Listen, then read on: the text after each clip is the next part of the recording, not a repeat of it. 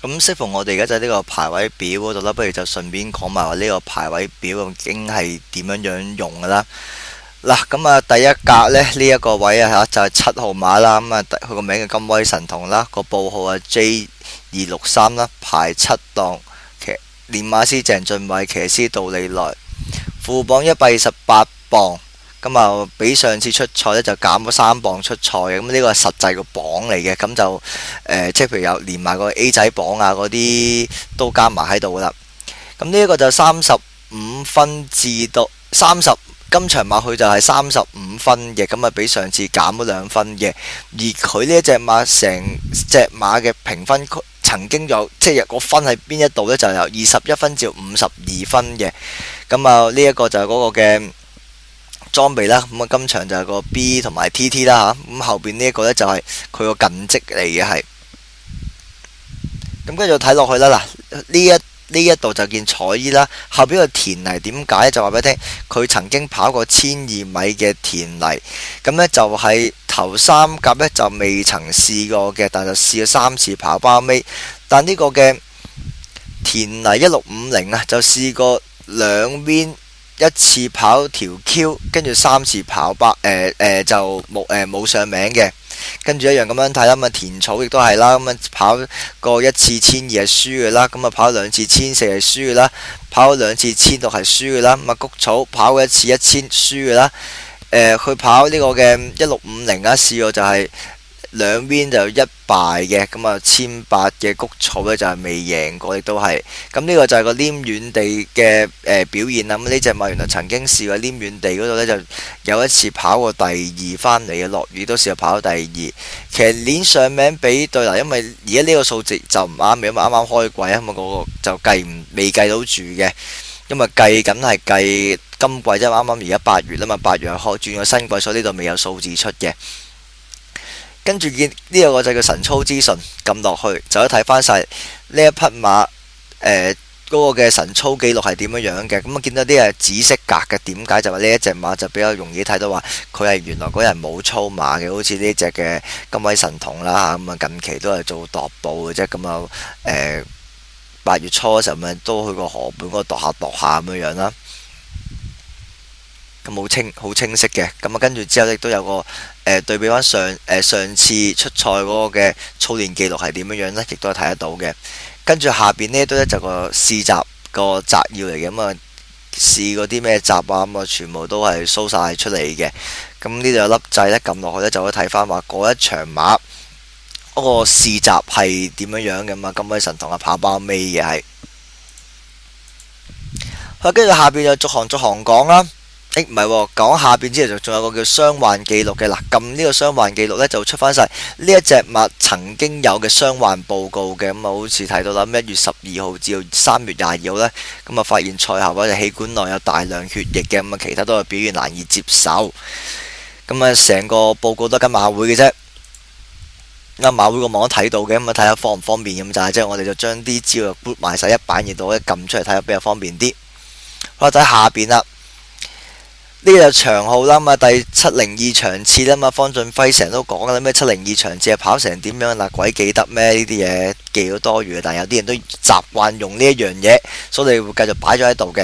而隔離呢粒掣啊，就係啊賽事重溫，撳落去即刻彈個 replay 版面俾你睇啊！馬會出高清片啦，都非常之清下嘅係。咁啊，大家可以即係撳落就睇翻晒成場賽事係點樣樣走啦，呢啲基本嘢嚟嘅。跟住呢度就個賽事日期啦，咁啊6月15號啦，咁呢個就39日咩呢？就話對翻上一次啊，相隔日數幾耐先出去賽，咁簡講就係呢隻馬唞咗39日先至係出賽嘅。隔離就有粒掣喎，叫神操片段，撳落去就即刻可以撈翻嗰一場馬，隻馬賽前個神操片係點樣樣嘅。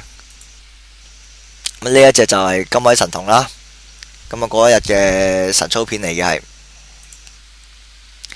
後邊仲有個十字架喎，又係傷患記錄喎。咁呢個傷患記錄同呢個傷患記錄有咩分別呢？撳呢個十字架就係睇翻話由呢一個5月7號至6月15號啊，呢段時間之內呢隻馬有冇傷患報告嘅係。咁跟住場地係谷草啦，咁1650 B 欄啦，咁啊呢場就好地咁啊度地就係2.7啦嚇，咁啊練馬師啊鄭俊偉啊，咁啊騎師係杜利來啦，咁我哋全部都用個abbreviation 嘅，咁啊來啊杜利來啦咁樣。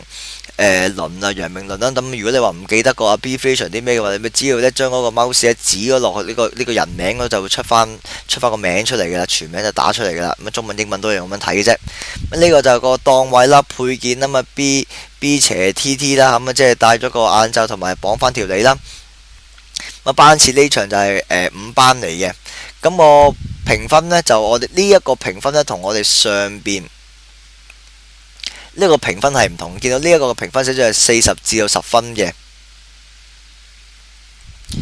而下邊呢一度我哋就寫40至到15分嘅。咁點解呢？其實我哋講翻話，實在今場馬有出賽嘅馬個頂分同埋個底分喺邊一度嘅。咁啊簡單講就係今場馬最高分嗰隻馬係40分，最低分嗰隻馬係15分嘅。咁你今次呢隻馬就評35分啦。咁跟住之後就呢一格啦，就係個實際副榜嚟嘅。呢隻馬實際副榜就128磅啊，比上次係輕咗3磅出賽嘅。而下邊呢度就亦都係個實際今場馬頂榜嗰隻馬同埋最低榜嗰隻馬嗰個 range 嚟嘅，即係頂榜今場係130磅啦，底榜就113磅嘅係。咁跟住係馬匹體重啦。咁我哋見到呢個馬匹體重呢度呢，我哋就有個顏色說明嘅，咁啊叫好似3月30號呢隻馬就無端端輕咗27磅啊，咁啊輕咗25磅以上呢，我哋就會用紅色表示嘅；如果15磅以上嘅就用紫色顯示嘅。咁跟住即係呢個就係嗰隻馬嘅名次啦嚇。咁我哋就見到佢有12隻馬出賽就去跑第一。咁跟住之後呢場馬佢贏咗係一個拎翻嚟1.25拎翻嚟嘅。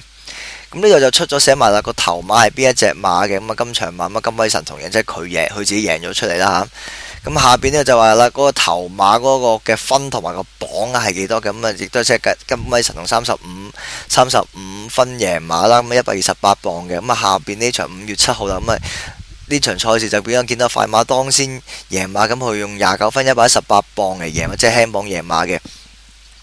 咁撳落去呢就會即刻出翻晒話咧，嗰場馬究竟邊啲馬嗰個嘅即係邊隻馬贏啦嚇，咁啊咩榜啊，到距離幾多就可以一撳落就睇翻晒嘅。因為有時要需要做個對比睇下，咁嗰場馬係嘅對手啲咩㗎嘛，咁就易啲睇得到啦。咁啊後邊呢一格啦，就係嗰個嘅出賽即係開跑賠率啦。呢就係個完成時間嚟，呢場馬佢用再1分40秒8嚟贏完成呢場賽事嘅，但係佢每段時間就23秒8嘅係。後邊呢個就個走位啦，咁樣就係原來佢係蝕住一個第二位，臨尾呢就撲上嚟贏馬嘅。咁我哋撳落去呢個位就可以見到嗰場馬唔同分段嗰張相係點樣嘅。咁頭先都講過噶啦，咁啊撳呢個名次就撳落呢就可以睇翻話呢一隻馬嘅沿途走勢，呢個沿途走勢係馬會寫嘅，就唔係我寫嘅。咁啊大家就記清楚啦，我就冇去寫咁好啲文筆。咁呢個就係我哋嗰個嘅排位表嘅用途。咁我哋遲亦都會再有多啲功能嘅，咁可以俾大家，譬如話可以自定話想睇啲咩資料或者點樣排序咁啊。可能有啲人唔中意呢個格式噶嘛，咁我哋可以俾大家自行選擇格式嘅，可以係咁咧。但呢啲都要啲時間去改啊，希望可以喺新季之前可以做得起呢一啲咁樣嘅改善。